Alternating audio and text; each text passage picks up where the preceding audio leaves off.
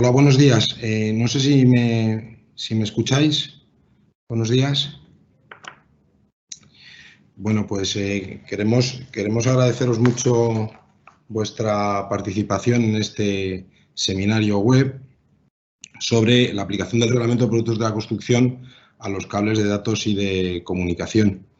Lo primero de todo, por supuesto, daros la bienvenida, las gracias por participar y también desear que todos vosotros pues, os encontréis bien, tanto en los aspectos de salud, pero también que permanezcáis fuertes y con el ánimo suficiente como para enfrentarnos a esta última fase, como así parece, de la pandemia que desgraciadamente a todos nos ha tocado vivir.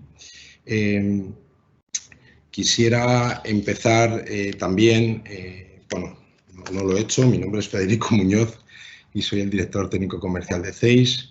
CEIS es el organizador de esta jornada en la que contamos y queremos agradecer la colaboración en la organización y también en la difusión a tres importantes organizaciones. Por un lado, el Ministerio de Industria, Comercio y Turismo. Por otro lado, FACEL como organización que agrupa a los principales fabricantes españoles de cables de energía y también cables de datos y de comunicación. Y por último, a AENOR, la entidad de certificación, nuestro socio, nuestro colega, que bueno, pues, también se ha prestado a participar en esta jornada. Creo que vamos a intentar que la jornada sea dinámica y que sea lo más precisa y concisa posible. Quiero hacer una pequeña introducción a los tres ponentes que, además de yo mismo, participaremos en la misma. Contamos con José Antonio Delgado.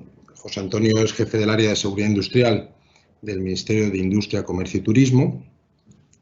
Por otro lado, contamos con Francisco Martínez, representando a FACEL. Aprovecho, en el programa habla Dirección Técnica de FACEL. Creo que es muy reciente el nombramiento de Francisco como director técnico de FACEL. Así que, Francisco, enhorabuena. Muchas gracias por tu participación. Y, por último, contamos también con la presencia de un gran conocido también para todos vosotros, de Antonio Balado, representando a la Dirección de Operaciones de Conformidad, una persona con una gran experiencia en el mundo del cable, de su certificación, de todo lo que tiene que ver con la evaluación de la conformidad. Creo que hemos intentado, con el programa que hemos elaborado, recoger los diferentes aspectos que nos preocupan a todos dentro de la aplicación del reglamento de productos de la construcción, de lo que normalmente llamamos CPR, a los cables de datos y de comunicación.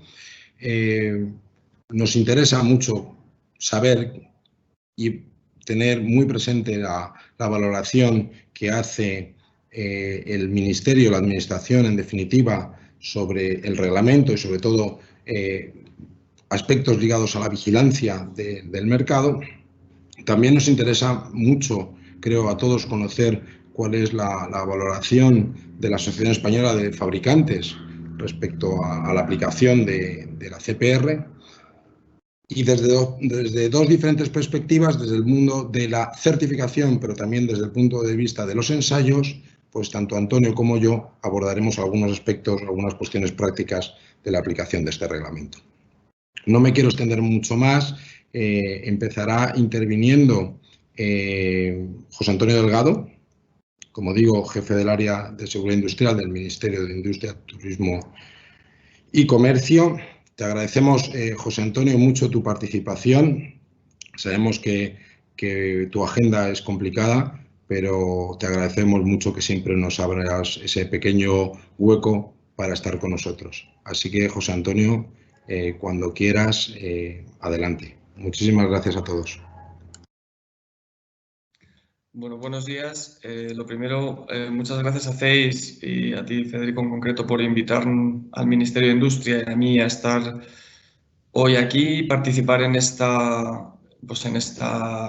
webinario, esta situación moderna en la que nos encontramos. La verdad es que a mí me resulta mucho más Me imagino que como a todos más agradable cuando es en vivo y en directo y ves a la gente, y creo que es más agradable que estar hablando a una pantalla, pero lo cierto es que con la situación que tenemos, creo que esta iniciativa es muy importante, creo que está muy bien tenerla y además dar continuidad quizá a, bueno, pues a reuniones que se han tenido a este respecto, ¿no? Por mi parte, simplemente, bueno, ya el año pasado, cuando intervine, hice una pequeña presentación donde, bueno, pues donde di una charla de cosas que ya todos conocíamos, cómo era el mercado CE, la importancia, cómo estaba estructurado el sistema de vigilancia del mercado. Y bueno, no creo que sea conveniente repetirlo, sino quizá ir más allá a decir, bueno, y en este año, que además ha sido un año complicado, un año en el que hemos estado pues, con la pandemia, que ha estado todo medio parado, ¿estamos igual que el año pasado o hemos avanzado? Pues tengo que decir que hemos avanzado. Es decir, desde la administración, como ya dije el año pasado, cada vez se está dando más importancia al cumplimiento por parte de los fabricantes de la reglamentación que les aplica. Y en este caso, bueno, pues el marcado CE, la CPR, etcétera. Pero sí que es verdad que nosotros tenemos una sensibilidad especial para favorecer a aquellos que cumplen y, digamos, meter en vereda a los que no. Entonces, la situación, bueno, pues es complicada, como todos sabemos, pero lo cierto es que, por ejemplo, para la campaña de vigilancia de mercado que se va a hacer, pues este año, estamos previendo ya actuaciones con distintos sectores y estamos teniendo reuniones con distintos sectores para que sean los propios sectores los que nos ayuden a identificar aquellos puntos y aquellos elementos en los que debemos incidir a la hora de hacer nuestro muestreo. Es decir, antes, quizá, bueno, pues con anterioridad, quizá lo que hacíamos era nosotros, desde nuestro desconocimiento de la situación, hay que decirlo, pues cogíamos sectores que considerábamos estratégicos y nosotros, digamos, intentábamos iniciar esa campaña o iniciamos esa campaña. Y al final lo que nos hemos dado cuenta, y además esto nos viene a ayudar mucho el nuevo reglamento de vigilancia del mercado, es que podemos colaborar y cooperar con las propias asociaciones de los sectores. Es decir, es mucho mejor reunirse con una asociación concreta que conoce su sector en detalle para que nos diga y nos enfoque hacia dónde ir y cómo, dónde buscar aquellos nichos de fraude en los que se está incumpliendo con la reglamentación, con la legislación y que se está perjudicando al resto de fabricantes que cumplen, que gastan dinero en hacer las cosas bien hechas. Y en esas estamos. Es decir, este año estamos teniendo reuniones periódicas con asociaciones de los sectores para iniciar nuestra campaña. Dentro de una semana tendremos una reunión con todas las comunidades autónomas del Grupo de Vigilancia de Mercado para ver dónde ponemos el foco y intentar hacer campañas de digamos, de todo el Estado, es decir, de todas las comunidades autónomas que se sumen y que intentar que sean cuantas más mejor para abarcar aquellos puntos que son, digamos, de debilidad dentro de nuestro mercado y todo eso hacerlo pues de la mano de los fabricantes, es decir, de la mano de las asociaciones. Por lo tanto, como digo, esta reunión que hay hoy, estas charlas, en donde juntamos fabricantes, organismos de control y además, pues agradezco que se dé la entrada a la administración, me parece que es un detalle importante, pues sirve para poner de manifiesto, animar a que se siga trabajando en el buen sentido, en la buena dirección, porque desde la administración nosotros estamos intentando cada vez más acercarnos a los sectores, ya digo, a las asociaciones, pues para hacer mejor nuestro trabajo. Y ya para terminar, yo no me gustaría extenderme mucho más, simplemente indicar que, como sabéis, la Unión Europea, la Comisión está poniendo a disposición de los Estados pues, cantidades, pues dinero, básicamente, ayudas para realizar campañas. Entonces yo creo que desde un punto de vista de la Administración también es interesante que las asociaciones se interesen por estos temas y participen en aquellas ayudas que puedan ponerse a su disposición, sobre todo para aspectos que mejoren la vigilancia del mercado desde un punto de vista de la digitalización y la tecnología, ¿no? Y eso ha llevado cada uno a su sector como lo considere más oportuno. Es decir, la Comisión Europea está intentando promover que las ayudas sirvan a las empresas, a la administración y a las empresas para hacer una vigilancia del mercado más tecnológica y quizá menos presencial, de alguna manera, de común acuerdo con los tiempos que llevamos, ¿no? Y por mi parte, poco más que añadir. Dar las gracias y bueno, animar a que estas charlas o estas sesiones que se realizan anualmente se sigan haciendo, y de nuevo dar las gracias por invitarme. Pues muchas gracias, José Antonio. Yo creo que no sé si podríamos casi concluir la jornada, pero sí que ya tenemos, creo que una gran noticia, ¿no? Y es que, bueno, pues ese manifiesto, ¿no? Por parte de la Administración, por parte del Ministerio, ese compromiso, ¿no? Por acercarse a los sectores y por hacer de la vigilancia del mercado una herramienta efectiva, ¿no? Yo creo que recogemos perfectamente el guante que nos lanzas. Yo creo que Francisco Martínez estará encantado o habrá estado encantado de oír lo que has dicho. Lanzaba ahora en el chat, José Antonio por su agenda nos va a dejar. No sé si alguno de los asistentes tiene alguna cuestión que pudiera lanzarnos a través del chat. Y si no, pues vamos a dar paso a continuación a Francisco Martínez. Como digo, como decía anteriormente, director técnico de Facel, representa, por tanto, a los fabricantes españoles de cables y conductores eléctricos, pero también de fibra óptica, y nos va a dar una visión general. Perdonar, que parece que tenemos una pregunta, a ver si soy capaz de recuperarla.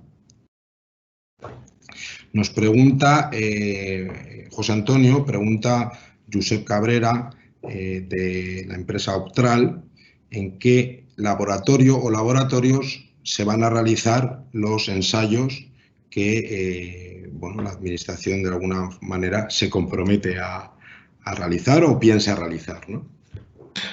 A ver, lo primero, bueno, nosotros vamos a hacer campañas de vigilancia. No puedo comprometer la cantidad de los sectores y los volúmenes, porque eso está fuera del alcance. En cuanto a los laboratorios, en general, bueno, pues nosotros, para empezar, creo que CEIS es un muy buen laboratorio y me consta que ha participado en temas de campañas de vigilancia del mercado para la Administración. Por lo tanto, estando digamos, en una charla invitado por CEIS, permitidme que no dé otro laboratorio, porque además lo desconozco. O sea, sí me consta que CEIS, pues bueno, trabaja con la Administración, es serio, es responsable y, bueno, goza de toda nuestra confianza, y por lo tanto no se me ocurre mejor laboratorio en el que realizar ensayos. Sin que esto sea un compromiso, que aquí cualquier cosa. Bueno, José Antonio, pues gracias por tu respuesta, también por la confianza que depositáis en CEIS. Bien, pues como decía, continuamos con Francisco.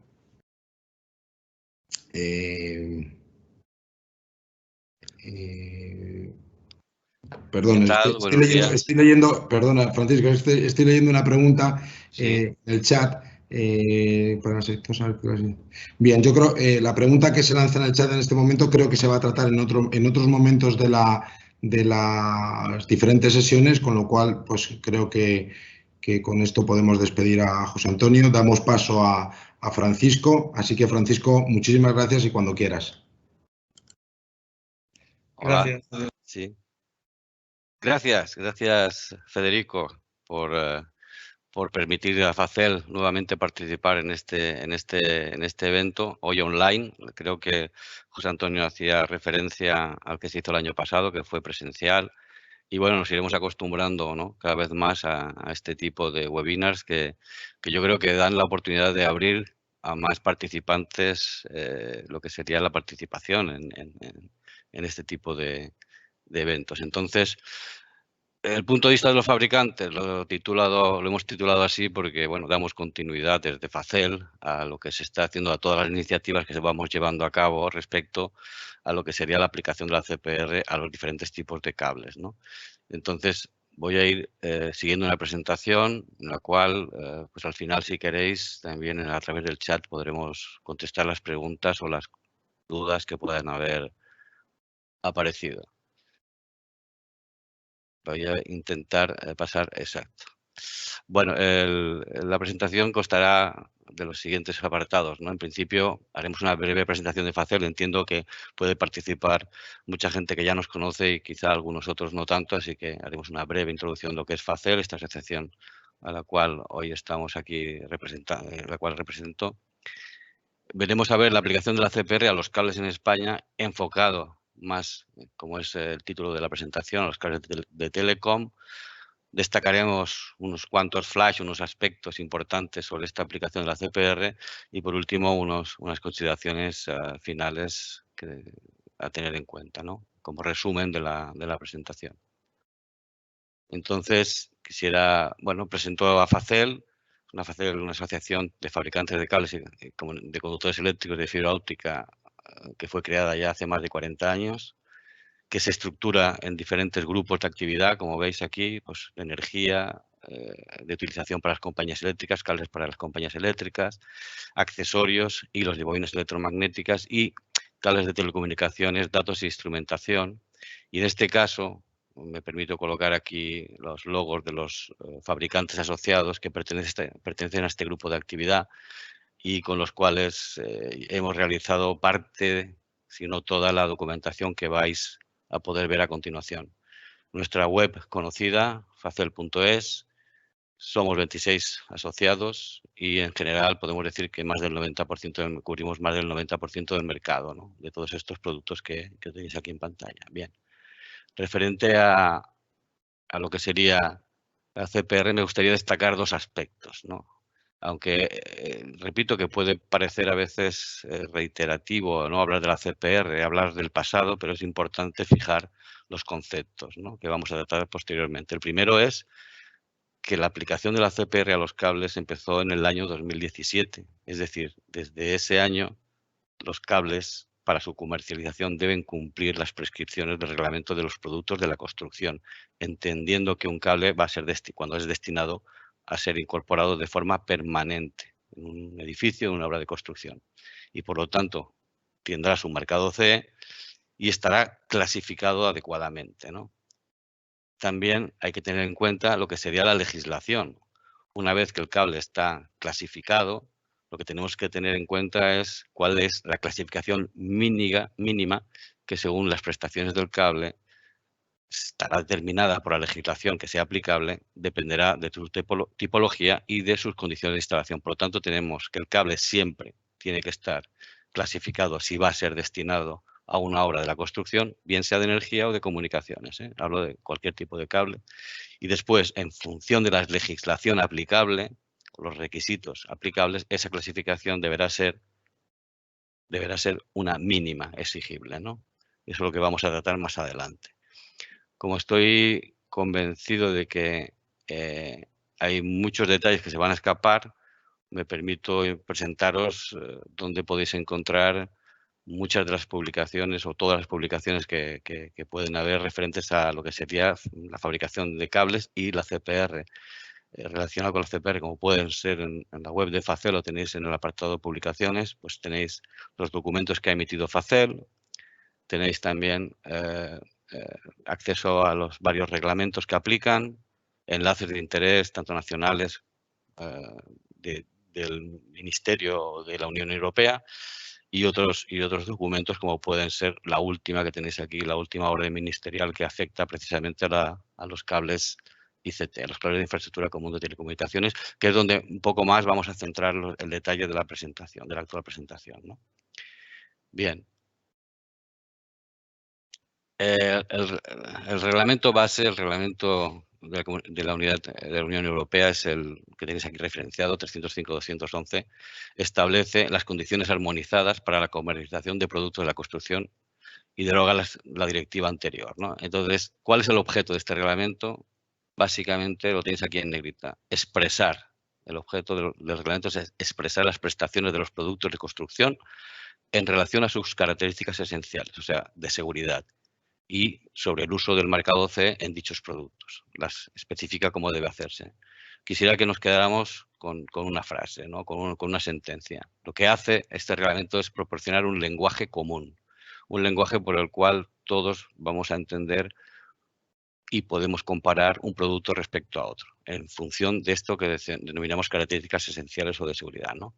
Todos los Estados miembros de la Unión lo que hacen desde la Comunidad Europea es darnos facilidad para poder expresar en un lenguaje, en unos códigos comunes y así poder, digamos, compartir o comparar productos y ajustarlo a las legislaciones pertinentes, ¿vale?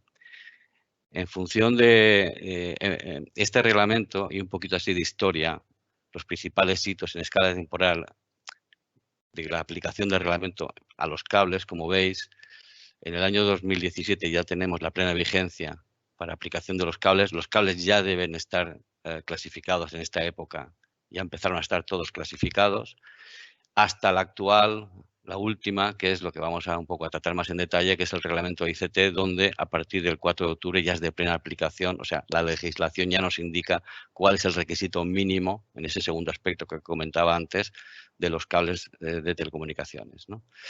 Bien, entre estos dos puntos pasamos al siguiente. Disculpar porque me va un poquito a veces lento el ratón respecto a las transparencias que van pasando, ¿no? La CPR aplicada a los cables eléctricos de comunicación, de fibra óptica, destinados a incorporarse de forma permanente en las obras de construcción, considera las siguientes características esenciales: la reacción frente al fuego, la emisión y contenido de sustancias peligrosas y la resistencia al fuego. En concreto, de estas dos últimas, todavía no existe o no existe norma, por lo tanto la prestación no está determinada, o con el caso de resistencia al fuego está todavía en trámite. Por lo cual nos vamos a referir, una clasificación CPR siempre se va a referir ahora a una reacción frente al fuego según la norma armonizada, la norma europea 50575. ¿De acuerdo? Además de la CPR, no olvidemos que el que tenga un certificado o el que tenga un cable, el CE, la etiqueta CE o el marcado CE, que cumpliendo una clasificación CPR, los cables deben cumplir con el resto de los requisitos por los cuales para cumplir con su función, es decir, el resto de normas constructivas, eléctricas, de transmisión de señales, mecánicas, etcétera, ¿no? O sea, el que cumpla la CPR no implica que cumpla el resto de requisitos y por lo tanto hay que separar lo que sería la clasificación respecto a lo que sería su reacción al fuego respecto al resto de requisitos que deben cumplir los cables. En este sentido, y hablando de la ICT, y os comentaba antes los documentos, tenéis un documento específico creado por el grupo de actividad de FACEL sobre cables de Telecom, en el cual seguramente encontraréis mayor detalle y muchas más explicaciones de cómo se aplica en el ICT, en el reglamento, cómo se adaptan las nuevas clases de reacción al fuego establecidas en el marco regulatorio europeo, ¿no? Entrando en detalle en este reglamento, creo que había una pregunta por ahí en el chat que ya avanzaba de cuáles eran los requisitos para estos cables, ¿no? El cable que está, los cables que se instalarán dentro de la infraestructura común de telecomunicaciones, aparece en esta orden ministerial cuáles deben ser los requisitos a cumplir. De hecho, aparecen dos tablas que tienes aquí en pantalla, donde los requisitos actuales para tanto cables coaxiales de pares, fibra óptica, pares trenzados, etcétera, todos aquellos que se hacen referencia en el reglamento, pasan de tener un requisito de no propagación de la llama, un texto como no propagación de la llama libre de halógenos, baja emisión de humos, etcétera, una serie de requisitos que no están definidos claramente por una nueva nivel mínimo obligatorio. Y esta es la clasificación que dice el reglamento que le correspondería mínima a cada uno de estos tipos de cable, tanto en las cables de instalación de infraestructura de comunicaciones como en el despliegue de interior de tramos de finales para redes ultrarrápidas. Siguen siendo los mismos, como veis, la misma clasificación. Un código que tiene que ver, como os decía antes, con el lenguaje común. Todo el mundo, al leer este código, ya sabemos a qué nos estamos refiriendo cuando decimos no propagación de la llama o baja emisión de humos, etcétera, ¿no? Quedamos con la clasificación mínima, en este caso la DCA S2 D2 A2, que después veremos un poquito más en detalle qué significa. No obstante, estos cables instalados como con este reglamento, bajo este reglamento, hay una nota que no podemos obviar. Esta nota al final de las tablas dice que cuando los cables, básicamente lo que dice la nota es cuando los cables estén instalados en contacto con o en la misma canalización o conducto que otros tipos de cables regulados por otra regulación diferente a las cables pueden transmitir el fuego en caso de incendio, por ejemplo, cables eléctricos, todo el conjunto de cables deberá cumplir con los requisitos que fije la legislación más estricta. Por lo tanto, cualquier instalación que vaya a llevarse a cabo y que cumpla o que tenga riesgo de, como dice la nota, de transmitir este fuego a otra instalación eléctrica, deberá cumplir con el más exigente, ¿no?, de los requisitos. Que por lo tanto, aparte de los anteriores, también hemos de entender cuáles serán los otros requisitos, o sea, otras clasificaciones que pueden haber en otros tipos de cables, ¿no? Lo veremos más adelante. Ahora, ya que hemos empezado a hablar de clasificación, permitidme poner esta ilustración para un poco despejar un poco las dudas que pueda haber con estos códigos, con este lenguaje común que decíamos al principio, ¿no? Aquí a la izquierda veis, en función de la contribución al desarrollo del fuego, las diferentes clases definidas, desde la F hasta la A, que según los criterios de clasificación, aquí en la parte inferior veis el tipo de ensayo o la definición del ensayo que aplica para determinar cuál sería el límite para pasar de una clase a otra. Estos son los ensayos que aplican. Y a la derecha tenemos las clasificaciones adicionales. Permitidme ocultar estas dos porque no son de habituales para los cables. Los cables los vamos a encontrar entre la F y la B2 habitualmente. La D es la que veíamos antes para los cables de comunicaciones. Y solamente las clases B, C y D pueden tener una clasificación adicional, es decir, una clasificación que tengan en cuenta S1 o S2 o S3, que veremos que es un tema referente a los humos generados durante la combustión, la transmitancia de los humos en caso de que sea una clasificación S1, la opacidad de los humos, se mediría la opacidad de los humos. Vemos el goteo durante el ensayo del incendio, que puede ser de 0, de 1, de 2, gotas encendidas. Y por último, algo que tiene que ver con lo de los halógenos, que es la acidez, clasificado como A1, A2 o A3. Vemos que el cable, la ICT nos dice que ha de ser un cable clasificado como D, S2, D2, A2. ¿De acuerdo? Y de aquí saldría lo que los fabricantes tienen que presentar sus diseños y sus cables para, una vez clasificados, estén mínimamente en esta, que sea mínimo en esta clase, ¿de acuerdo?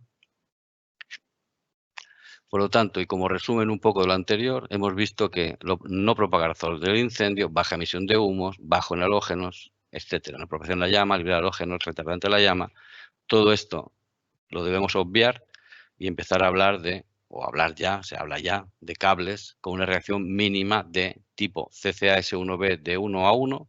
Esta clasificación la vamos a encontrar en el reglamento de baja tensión, en el reglamento para los sistemas contra incendios, para establecimientos industriales, por ejemplo. La clasificación de, como vemos, para la ICT, o la ECA, una clasificación inferior también que aparece en el reglamento de baja tensión, ¿no? Serían, por ahora, los requisitos, los 3 tipos de clasificación que se acostumbran a pedir para instalaciones de cables permanente, instalación permanente de los cables en edificios o obras de construcción. En concreto, y para un poquito más de detalle, explicaros qué significa cada uno de estos códigos en el caso de los de Telecom, ¿no?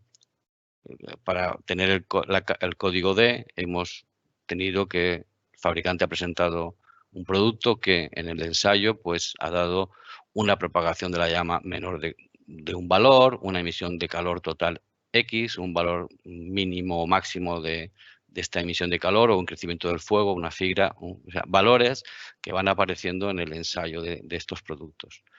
En caso de que sea S2, pues ha producido humos limitados a una cantidad determinada, como veis aquí. En el goteo, en este caso, se permite el goteo y en el tema de acidez, pues vemos que pues, tiene una conductividad menor de X y un pH mayor de Y, ¿no? O sea, una vez en los ensayos anteriores se han pasado y superado con estos valores, se puede clasificar con esta clasificación el cable, ¿no? En el caso de que veamos un cable que tenga una E en vez de una D, hago un inciso para decir que esto de la CA es la aplicación a los cables, o sea, la CA viene de cable, o sea, una clasificación E, lo que ha pasado es que ese cable ha superado una propagación de la llama, o sea, un ensayo nada más. Como veis, sería el correspondiente a la clasificación de a este primero de aquí arriba, ¿eh? O sea, que una clasificación E es inferior a una clasificación, como vemos, de CAS2 de 2A2. ¿Vale? Bien, estamos hablando de la clasificación y lo que nos dice el reglamento de productos de la construcción, la aplicación de la CPR es que tiene todo un esquema. Una vez definido la clasificación, que nos la ha definido la legislación o el usuario, el prescriptor final, una vez definida la clasificación, desde el punto de vista del fabricante, sus funciones están básicamente en este grupo de aquí de acciones, ¿no? El fabricante, con la intervención de un organismo notificado, como después nos explicará seguramente Antonio, AENOR, en este caso, si el cable es una clasificación superior, o sea, C o una B, entonces aplicará un sistema de evaluación y verificación de la constancia de las prestaciones, o sea, un sistema que garantizará que ese producto que una vez se ensayó y se clasificó de una manera determinada, mantiene esas características en el tiempo durante el periodo en el cual es válida la clasificación, ¿no? Además, el fabricante nos dice también que tenemos que preparar y poner a disposición de los usuarios, de todos los usuarios, una declaración de prestaciones donde se recogen las características de clasificación y una serie de datos que después os mostraré un ejemplo para que veáis, los que no tengáis ninguna en mente, para que veáis de qué consta, ¿no? Es una hoja en la cual se puede descargar seguramente de la web del fabricante, habitualmente es así, para consultar los detalles de esa clasificación, de cómo se ha conseguido esa clasificación. Y por último, en el cable, o no en el cable, sino en el embalaje, o en la bobina, o en la caja, el cartón, etcétera, el fabricante va a colocar el marcado CE completo con la especificación correspondiente al cable, ¿no? Bien, en el esquema de responsabilidades y un poco cogiendo el guante de José Antonio, ¿no? Pues empecemos por la administración. La administración tiene una responsabilidad que nos lo ha explicado hace un momento, ¿no, José Antonio? En el segundo punto que lo tenéis aquí, la vigilancia de mercado, ¿no? Algo muy importante para garantizar que todos los productos que están en el mercado pues cumplen con las prescripciones que declaran tener, ¿no?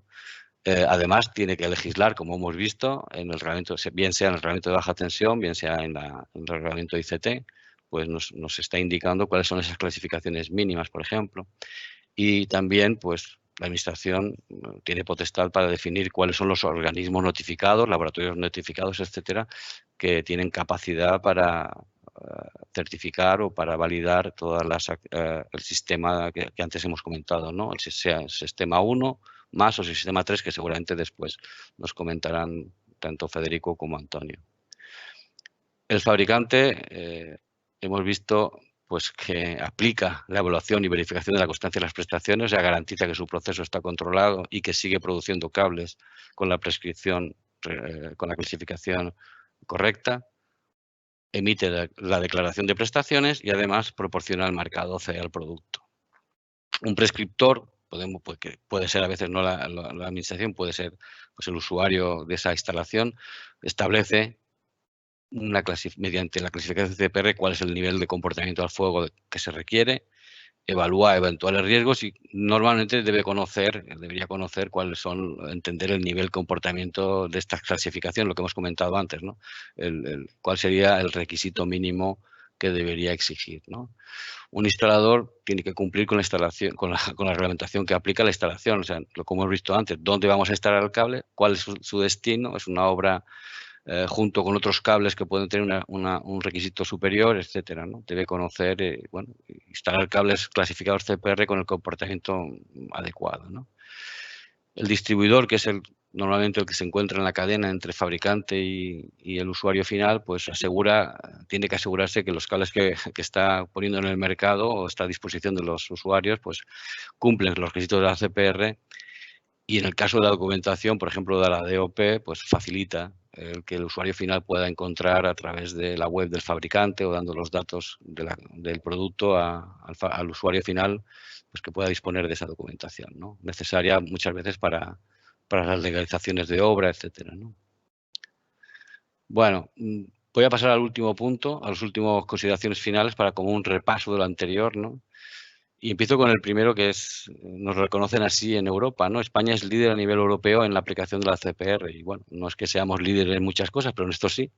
Y esto es debido a que nuestra legislación, si os acordáis, que hemos hablado antes del reglamento de baja tensión, el reglamento de sistemas contra incendio, la ICT misma, ya incorporaban en sus textos requerimientos sobre pues, los libres de halógenos, la reducción de humos, etcétera, ¿no? Y ha sido más sencillo, más fácil pasar de ese tipo de requisitos a una clasificación ya formal CPR, ¿no? La adaptación ha sido, como digo, más rápida, ¿no? Entonces, en otros países de la Unión, pues existe la necesidad de la clasificación. Hay que clasificar los productos igual que en España, pero encontrar qué requisito debe cumplir el producto para ser instalado en función de, pues es un poco más complicado, ¿no? Hemos dicho antes, la CPR únicamente afecta hoy por hoy a la reacción al fuego de los cables. Los cables deben seguir cumpliendo todo el resto de las prescripciones y no implica cumplir la CPR, hoy por hoy no implica que cumple el resto. Por lo tanto, hay que asegurarse de los dos aspectos, la CPR y el resto de prescripciones eléctricas, de transmisión, constructivas, otras prestaciones, requisitos que pueden haber particulares, etcétera, ¿no? Hablábamos antes del lenguaje común, ¿no? Creo que si hoy tenía yo un objetivo es que la palabra lenguaje común la cambiáramos casi por lo de la CPR, ¿no? La CPR es el lenguaje común, ¿no? Clarifica los requisitos para que deben cumplir los cables. Por lo tanto, tenemos una serie de clasificaciones, unos códigos que es fácil encontrar su explicación, están publicados, son comunes en toda la comunidad europea, en toda la Unión Europea, y cuando encontramos un cable o un producto que tenga una clasificación y además se indica otros ensayos de este tipo, tenemos que darnos cuenta de que esto no está dentro del esquema CPR. Si un cable tiene que ser una E y además otros ensayos, lo más lógico es que sea clasificado como D y veamos si es una S2, una D2 o una 2. No es comparable una E más otros ensayos con una clasificación de este tipo, que es la correcta, ¿de acuerdo? A tener en cuenta que la CPR, el reglamento CPR, indica que el fabricante es toda persona física o jurídica que fabrique un producto de construcción o que manda diseñar o fabricar un producto de construcción y lo comercializa con su nombre o marca comercial. A tenerlo en cuenta porque ha de cumplir todo aquel esquema que veíamos antes, es decir, garantizar el proceso de la calidad de ese producto, de mantenimiento de la certificación de ese producto, de la clasificación de ese producto, emitir la DOP, hacer el marcado correcto CE, etcétera. Los fabricantes, al menos puedo hablar por los que están dentro de nuestra asociación, pues han tenido que acometer cambios en los diseños de los cables. El fabricante tiene que cumplir ciertas obligaciones y así lo hacen.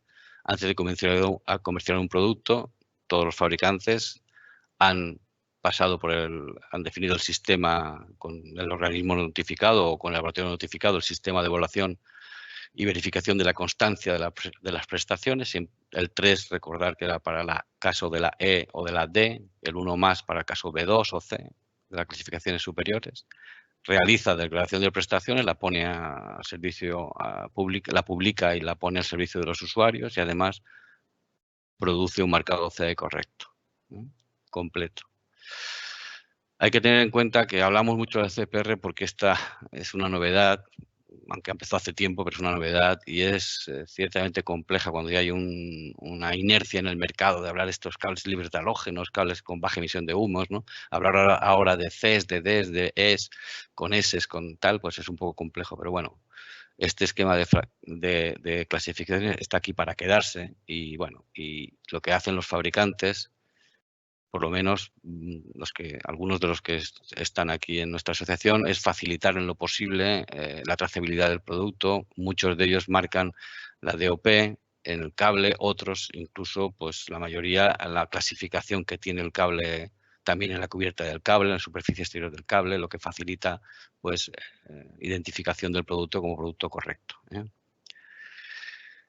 Para acabar, quería mostraros estos dos documentos que son la base del reglamento de productos de la construcción aplicado a los cables en este caso. Uno es la DOP, una delegación de prestaciones, que tiene un código por aquí, donde a través de este código se puede buscar en la web del fabricante este documento y donde tiene una serie de campos, como veis aquí, reflejados, que tienen que estar rellenados, ¿no? Y todos son, digamos, de obligado cumplimiento. Los campos pueden estar dispuestos de otra manera, pero tendréis, este ejemplo está extraído de la web de Facel. En algunos de los documentos que antes os he mostrado, donde encontrar, podéis ver más en detalle cómo realizar esta DOP, cómo se realiza esta DOP, ¿no? Es un ejemplo, por supuesto. Y lo mismo que pongo el ejemplo de la DOP, pues una etiqueta C donde pues aparece el logo de la C, hago referencia a este numerito de aquí, este identifica al organismo notificado que corresponde o donde el fabricante ha efectuado los ensayos de clasificación. En este caso, ya que estamos en CEIS, pues este número, el 1722, corresponde a CEIS, ¿no? Correspondería a CEIS. Hay una identificación de producto, la norma armonizada a la cual bueno, se hace referencia. El código único de identificación de producto, no, esta etiqueta C vale para este código de producto, no para otros, obviamente, a esta familia o a este código de producto. El uso previsto, lo que nos dice el reglamento de la CPR, el uso previsto del producto como se indica en la norma europea, la clasificación de reacción al fuego en este caso, la DS2 de 2 a 2, y por último, como os decía antes, el requisito de sustancias peligrosas no está determinada, ¿no? Y se coloca esta frase para identificar que aunque el reglamento indica que se debe considerar este aspecto, no tenemos todavía norma aplicable, por lo tanto es de común uso esta sentencia, ¿no? Y bueno, no sé si me he pasado de mucho tiempo o no, y espero que hayamos podido fijar un poco las ideas sobre cómo aplicar la CPR a los cables, en este caso de comunicaciones. Y lo que decía al principio, es un placer poder volver a explicar esto. Hasta ahora lo hacía Xavier César y ahora, como decía Federico, de reciente incorporación. Me ha costado 35 años trabajar en los cables para que me den acceso a Facel, pero yo creo que ya lo he conseguido. Ha sido un reto. Y aquí estoy a vuestra disposición a través de la web de Facel, a través de mensajes, como os guste, como mejor prefiráis, poder dar respuesta a todas las dudas que os surjan sobre este tema tan apasionante, el mundo de la CPR. Gracias, Federico. Paso el control a vosotros. Gracias, Francisco. Muchísimas gracias. Tenemos una pregunta, en concreto Alberto Martínez, se identifica director técnico de CommScope y presidente del subcomité 215 de UNE.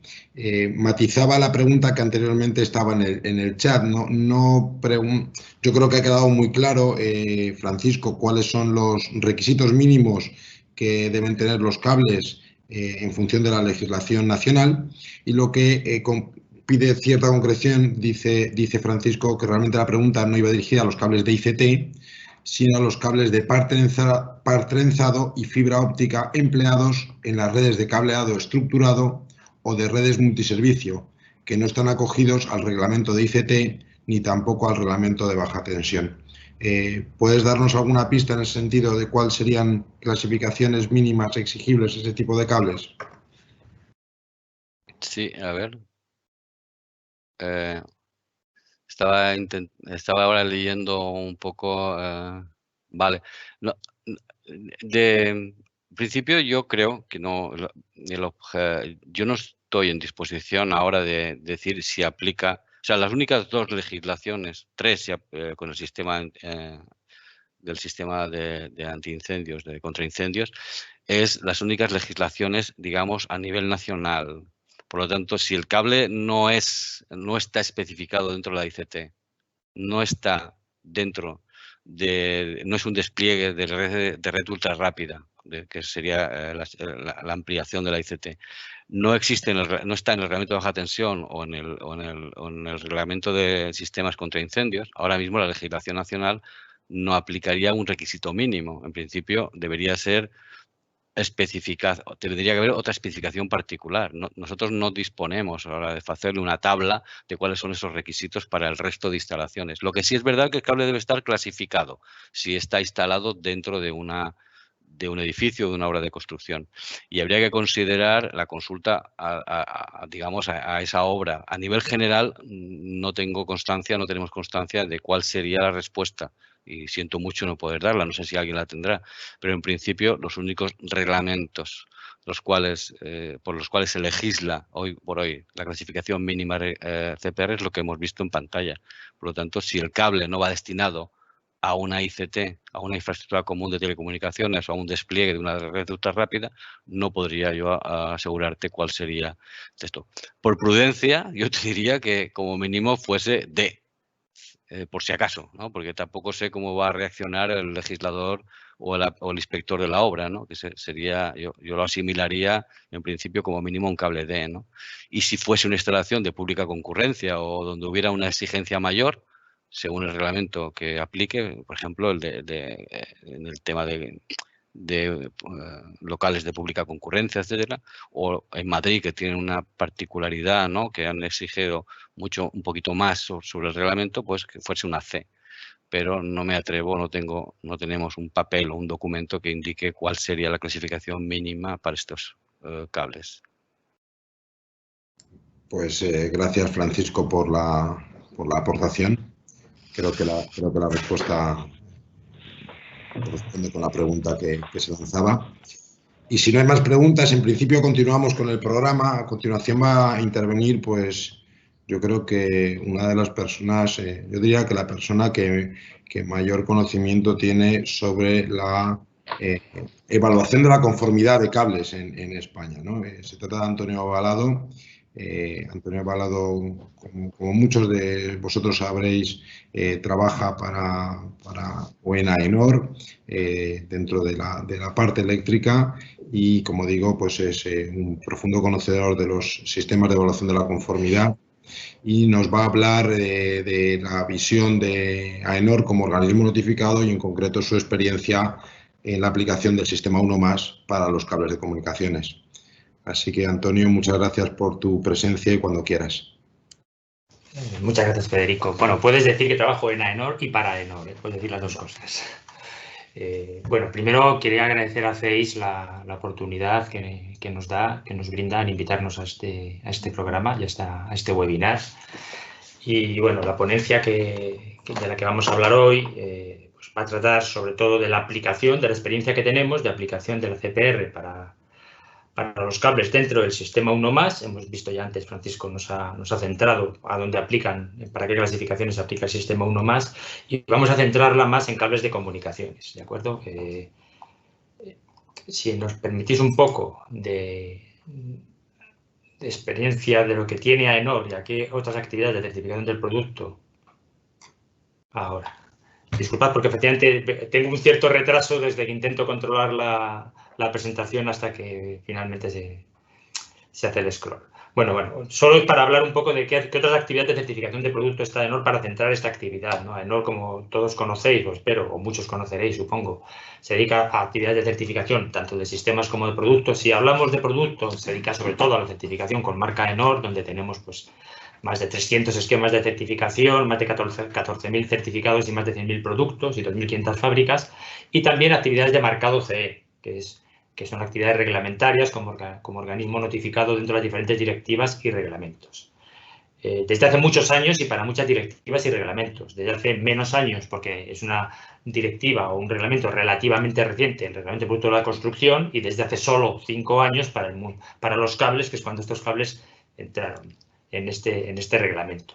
Por lo tanto, la actividad de la que vamos a hablar hoy se centra dentro de la evaluación de la certificación de productos, en la parte de cumplimiento reglamentario con el marcado CE. Dentro de ellos nos centraremos en la parte del reglamento de productos de la construcción. De entre los muchos productos de la construcción para los que AENOR está notificado, hablaremos de los cables, y dentro de ellos de los que van con el sistema de evaluación 1+. Aunque parezca poco, da para mucho todo esto que he dicho, aunque parezca un poco restrictivo. El esquema que vamos a seguir, bueno, vamos a hablar un poco de la situación actual, un poco de resumen sobre la certificación según CPR de los cables con sistema 1+, sin entrar en muchos detalles. La ponencia, para no aburriros demasiado, es relativamente corta, tenemos 20 minutos. Luego vamos a ver cómo son las actividades de seguimiento y vigilancia, cuál es el mantenimiento normal de estas actividades. Y por último, yo creo que la parte quizá más sutil es la de problemas, interpretaciones, discrepancias, cuestiones que han aparecido en estos años de experiencia. Bueno, esto ya nos lo ha explicado Francisco, como si estamos hablando del sistema 1+, estamos hablando de cables que tienen clasificaciones de la CCA para arriba, ¿vale? ¿Qué quiere decir esto? Bueno, pues que, como hemos visto, en la infraestructura común de telecomunicaciones, los cables como tal, la mayoría de ellos van clasificados, la clasificación es DCA, en consecuencia, estaríamos hablando del sistema 3. También se ha mencionado que hay una excepción, cuidado, que si el cable va al lado de otro producto que tiene otra reglamentación que le exige una clasificación superior, le aplica esto. Entonces, por ejemplo, cables que vayan en conductos junto a cables de energía en locales de pública concurrencia, les aplicaría la clasificación que exige el reglamento de baja tensión para esos locales, que es superior, que es la CCA S1B de 1 a 1, ¿no? Pero no solo está la reglamentación en España. Bueno, hay otras reglamentaciones en otros países. Hay usos específicos, hay cables que van en túneles, hay cables que van en quirófanos, hay muchos usos específicos y ciertos clientes que pueden exigir. De hecho, nosotros pues, tenemos cierta experiencia en los cables de comunicaciones. Mucho antes de que saliera el reglamento ICT o la modificación, la traducción del reglamento ICT, estábamos clasificando estos cables, y porque hay cierto mercado para cables clasificados con clases C, CA y superior en los cables de datos de comunicaciones y cables de fibra óptica. Vamos a hacer un pequeño resumen del proceso CPR completo, aunque no es el objeto de la ponencia de hoy, ¿de acuerdo? Si estamos hablando de un sistema 1+, ¿de qué estamos hablando? Bueno, estamos hablando de un sistema de evaluación de la conformidad típico de certificación de producto, que incluye, primero, hay que evaluar los productos que se quieren clasificar para decidir qué muestras se pueden considerar representativas para clasificar el conjunto de los productos a certificar. Para eso se aplican las famosas reglas EXAP. Luego hay que evaluar esos resultados, hay que hacer esos ensayos y hay que evaluarlos de nuevo en función, aplicando también las reglas, las Extension Application Rules, que da un margen de seguridad a los resultados para poder certificar la familia. Además, hay que visitar el lugar de producción por el organismo notificado para comprobar que el control de producción en fábrica cumple los requisitos de la norma armonizada. Y estas visitas tienen que repetirse periódicamente 2 veces al año. Los ensayos que hace el organismo notificado se repiten, aunque con menor número, 1 vez cada 3 años. Si las visitas iniciales y los ensayos iniciales han sido correctos, el organismo emite el certificado de constancia de las prestaciones. Esto solo estamos hablando del sistema 1+, por supuesto. Con este certificado, el fabricante puede emitir su declaración de prestaciones y puede hacer su etiquetado y su marcado CE. Y luego, como he dicho, a partir de ahí entran el sistema de vigilancia. Es decir, es un sistema de certificación de producto típico con ensayos de tipo, inspecciones iniciales ensayos de seguimiento y visitas de seguimiento. ¿Qué tiene de especial con respecto a otros esquemas? Bueno, lo que hemos marcado ahí en rojo, la evaluación EXAP.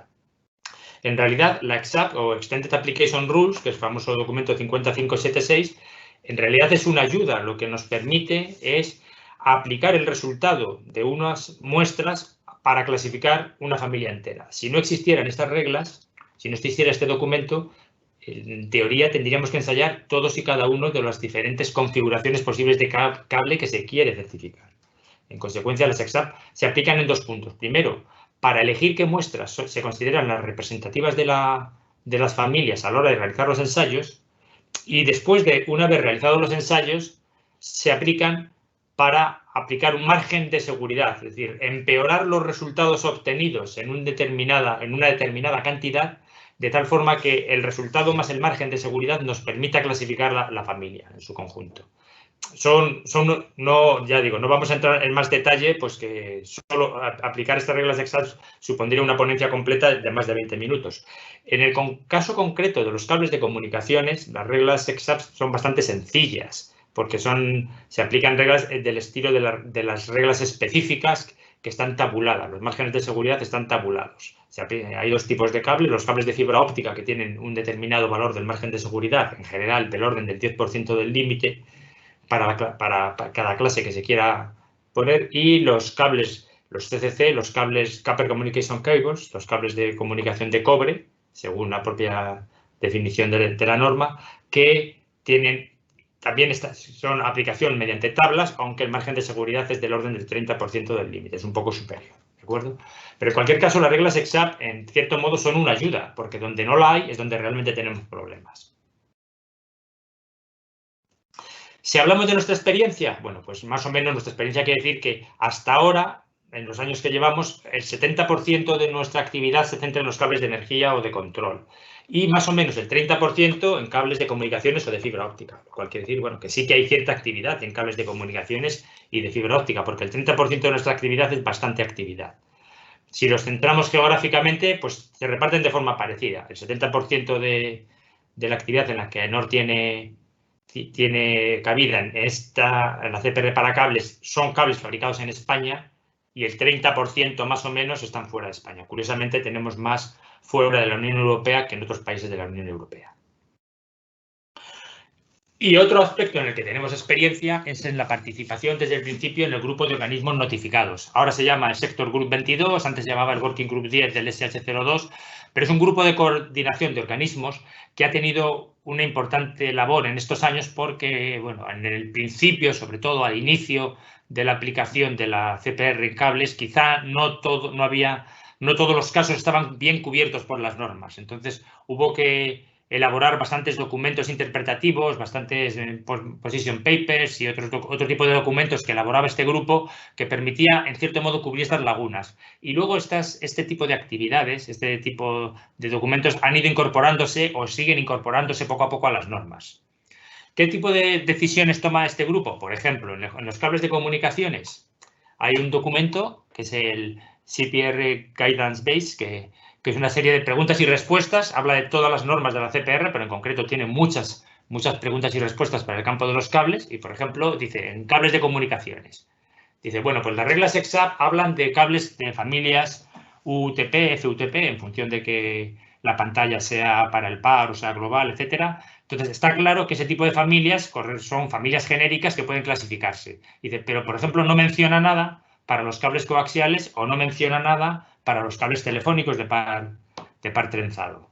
Entonces, ¿se pueden aplicar las reglas EXAP? Esa es la pregunta que hay allí. Bueno, pues después de mucho discutirlo, en ese grupo se decidió que, si bien para los cables telefónicos no están mencionados directamente, sí por similitud a otros cables mencionados, parece que las reglas EXAP son aplicables.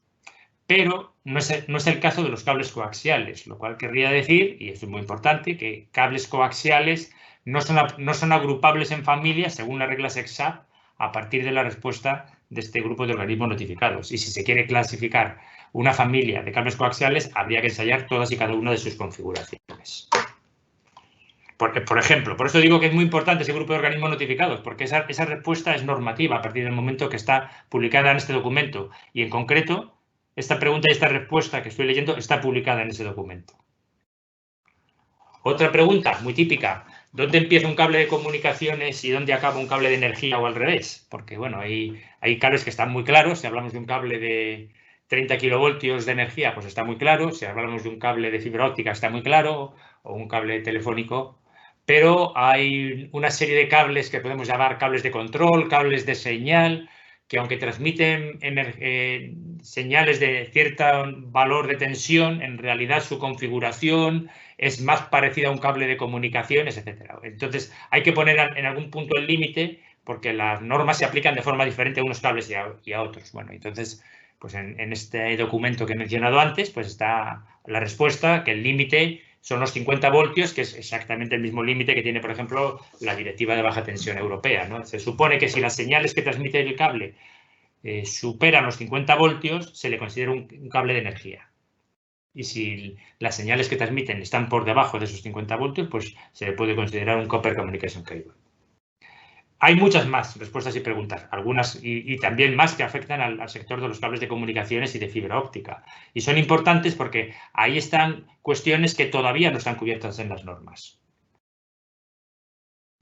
¿Qué más hace este grupo de organismos notificados? Bueno, pues con respecto a los laboratorios, está organizando y fomentando la participación en intercomparaciones, lo cual es muy importante porque todos sabemos que estamos hablando de ensayos de fuego y que los ensayos de fuego generalmente tienen un cierto problema de repetitividad. Entonces, es muy importante que limitemos al máximo las discrepancias y que podamos ir mejorando las normas de ensayo de tal forma que los ensayos sean lo más repetibles posibles y las discrepancias entre diferentes laboratorios sean lo menores posibles. A ver si avanza. Ahora. En cualquier caso, el papel de los organismos notificados debe atenerse a las atribuciones que en la CPR se le dan. En unos casos, en el caso del sistema 1+, la concesión y vigilancia de los certificados y la suspensión, etcétera. Es decir, el organismo notificado no es el sustituto de la administración para todas las actividades de la CPR, ¿vale? Tiene encargadas ciertas actividades, que es cómo clasificar un producto, cómo emitir un certificado y cómo anularlo. Pero, por ejemplo, el seguimiento en el mercado de productos que no haya certificados, ese organismo no es competencia de ese organismo notificado. El control de otros organismos notificados que pueden estar haciendo los ensayos o las clasificaciones de forma diferente, pues no, eso son competencias que están ahora mismo en la administración. ¿De acuerdo?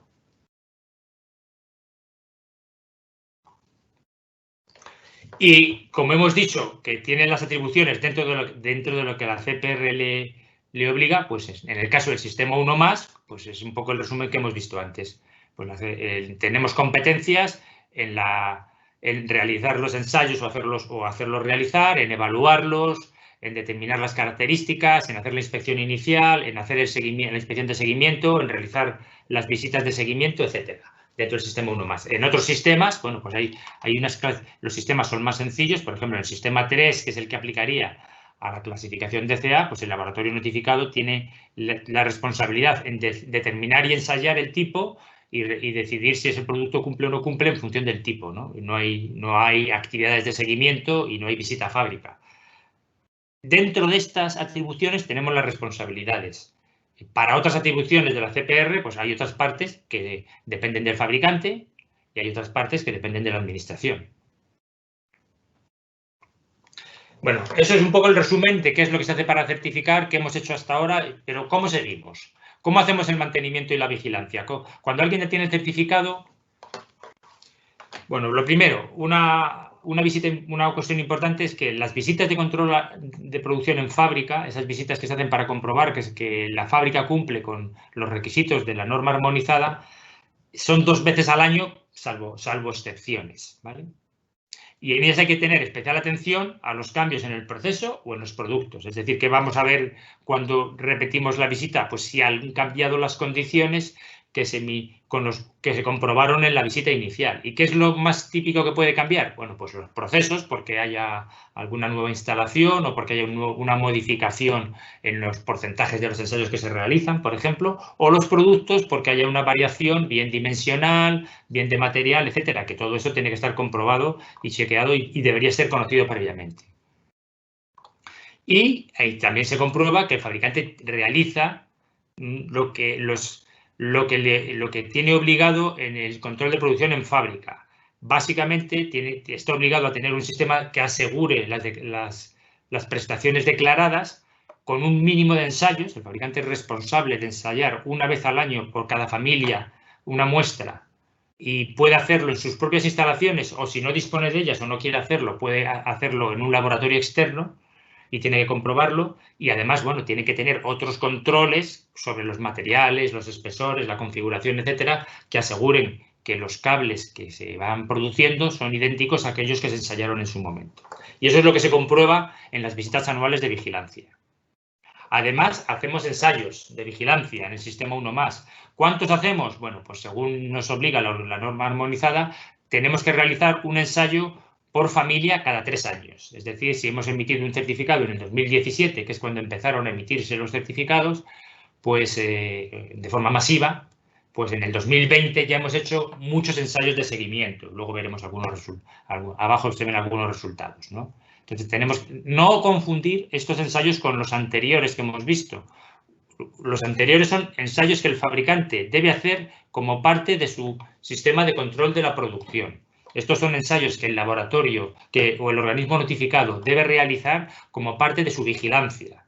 Los otros, los del fabricante, los debe hacer una vez por familia y año. Nosotros los tenemos que hacer una vez por familia cada 3 años. Tenemos que ensayar contra todas las características declaradas con la muestra, pero sin evaluar el margen de seguridad. Es decir, el resultado de la muestra debe ser lo marcado sobre el cable. No tenemos que añadir ningún margen de seguridad adicional.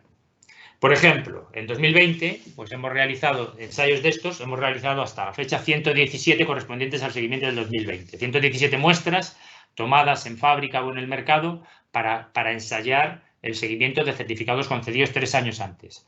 Y las incidencias en primer ensayo son 18, del orden del 10%. Eso puede parecer mucho, no es demasiado. Estamos hablando de incidencias en primer ensayo, ¿vale? Estamos hablando de ensayos de fuego. La propia norma dice que ante un no cumplimiento el ensayo se puede repetir en otras 2 ocasiones y tomar 2 de los 3 resultados como resultado válido. Digamos que la propia norma de ensayos tiene en cuenta que los resultados pueden no ser siempre repetibles, etcétera, ¿no? Entonces, no son demasiados. Y si vamos comparando fallos con años anteriores, van disminuyendo. Y si hablamos en concreto de cables de comunicaciones, de datos o de fibra óptica, pues de esos 117, 23 muestras se han ensayado como parte del seguimiento de la vigilancia de AENOR como organismo notificado, y las incidencias, bueno, son un poco más que la media general, son 4 sobre 23 en primer resultado. Digamos que esto ya está en marcha y lo estamos haciendo de forma continua. El año que viene, pues no sé cuántas muestras nos corresponderán, pero serán un número parecido de muestras. Tendremos que seleccionar y ensayar para ver el cumplimiento, y en el caso de que haya discrepancias, pues pueden resolverse de diferentes formas, ¿no? En algunos casos se modifica la clasificación del cable, en otros casos pues incluso hay productos que ya no están catalogados y el fabricante renuncia al certificado. En otros casos se ensaya y efectivamente el cable en el segundo y tercer ensayo cumple. Entonces se supone que el primer ensayo pues fue un resultado esporádico. Y vamos ya a la parte que yo creo que es más interesante, que es la parte de problemas, interpretaciones, discrepancias que hayan ido surgiendo, que hemos ido viendo nosotros como la parte más problemática. A ver, que creo que le he dado sin querer. Sí, vale. Vamos a ver.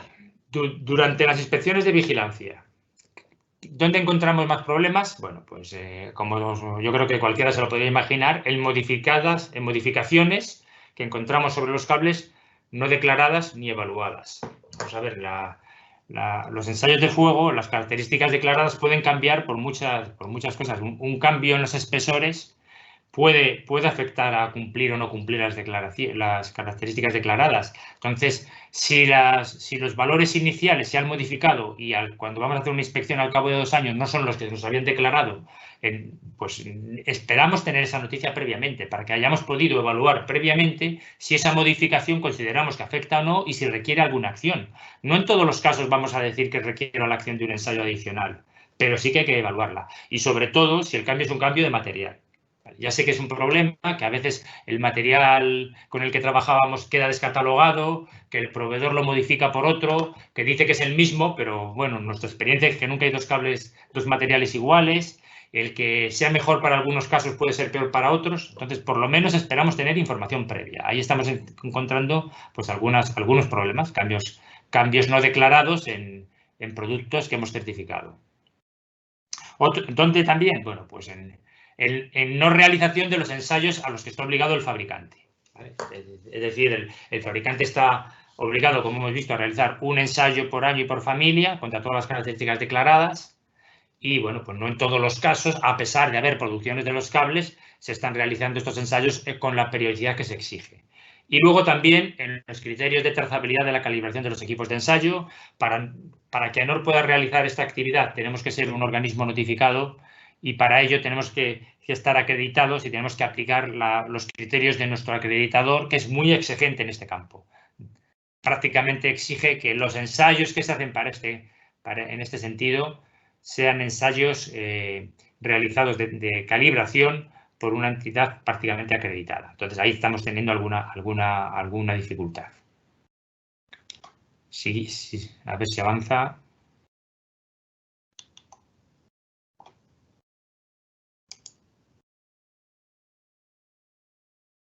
Ahora he pasado 2. A ver. Más, bueno, lo he avanzado antes. Definir el tipo de cable, bueno, pues discrepancias con el fabricante sobre si un cable es energía o comunicaciones, pues porque no es una discusión baladí ni solo de conocimiento, porque la regla exacta que aplica puede ser diferente y una puede ser más favorable que otra. Entonces, eso es importante, ¿no? Y también discrepancias entre valores nominales y reales que nos pueden invalidar la muestra recibida. Las muestras se seleccionan en función de valores nominales declarados y, claro, esperamos que la muestra que nos llegue se parezca al valor nominal. Si una muestra la hemos seleccionado porque tiene 38,7 milímetros, porque es justo la que es inferior a 40 milímetros de diámetro, la más cercana, y cuando la recibimos tiene 42, pues no nos vale para hacer el ensayo.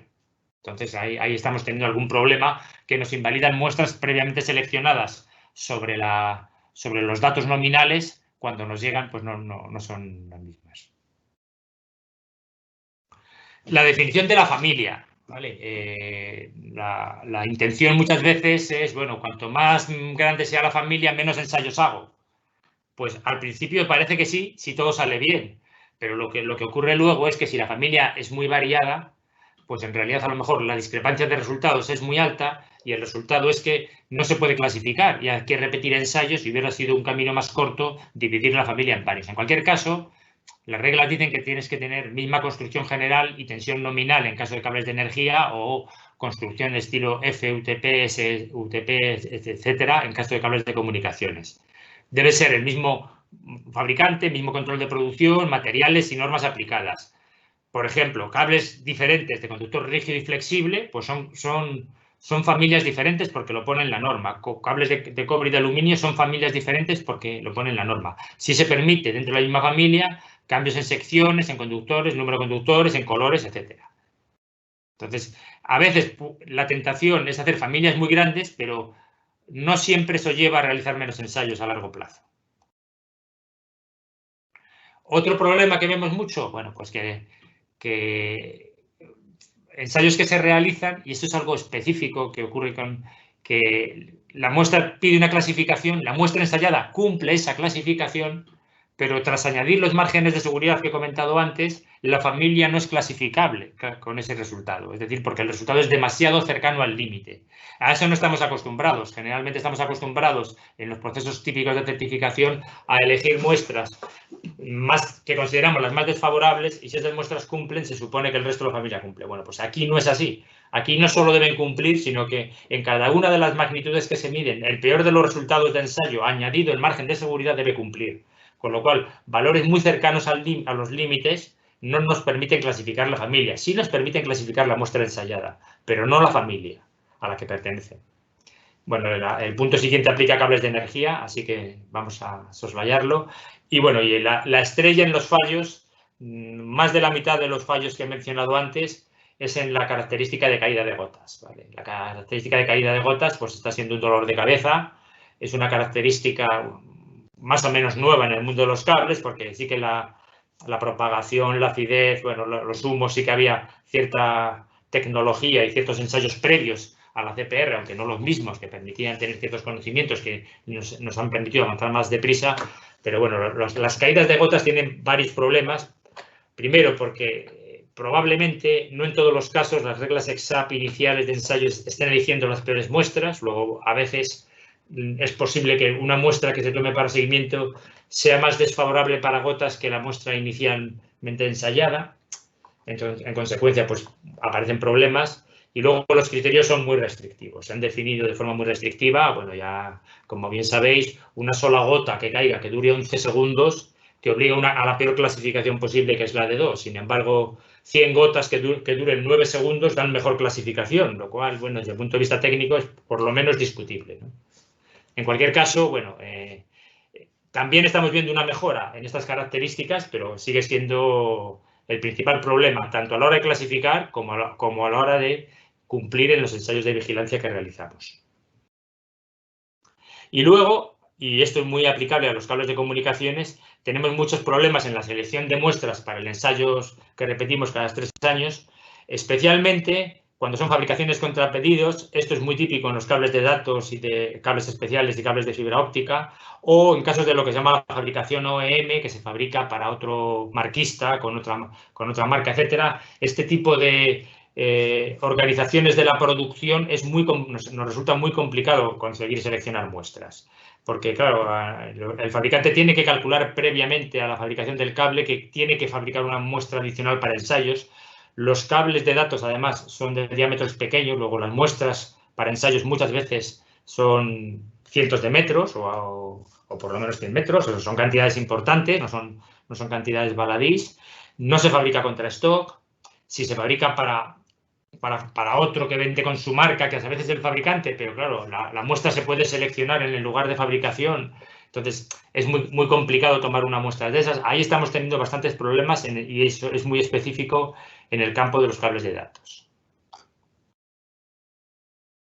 Y luego, por último, aunque no son responsabilidades de los organismos notificados, resolverlas, sí que estamos viendo, bueno, estamos seguros que todos los organismos notificados están aplicando los mismos criterios, estamos seguros que todos aplican los criterios del grupo de organismos notificados SG22. Bueno, ahí pongo un número, 21 de 43. Quiere decir, bueno, pues actualmente hay 43 organismos notificados para cables en CPR.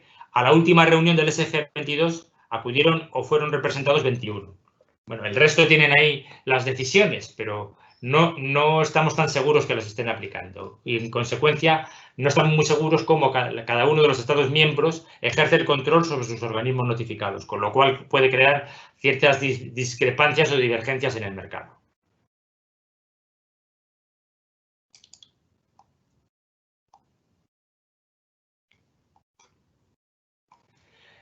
Y bueno, con esto, como yo creo que ya estoy casi fuera de tiempo, vamos a ver un poco las conclusiones y vamos a intentar ser positivos.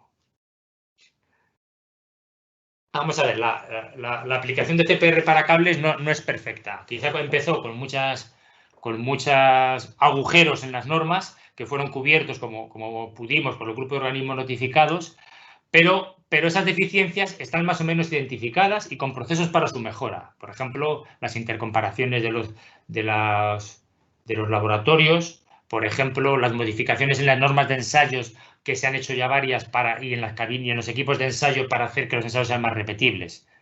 La experiencia ganada da respuesta a muchas de las preguntas que se puedan hacer, aunque es verdad que no todas. De vez en cuando, pues todavía hay preguntas que después de mirar las normas, las decisiones del grupo de organismos notificados, pues el organismo notificado al que se lo hacen tiene que buscar una solución en función de su experiencia. Nosotros tenemos la obligación de responder siempre en el ámbito de nuestras competencias. Es decir, si nos dicen cómo clasifico esto, que me lo piden, que tengo que clasificarlo, tenemos que responder.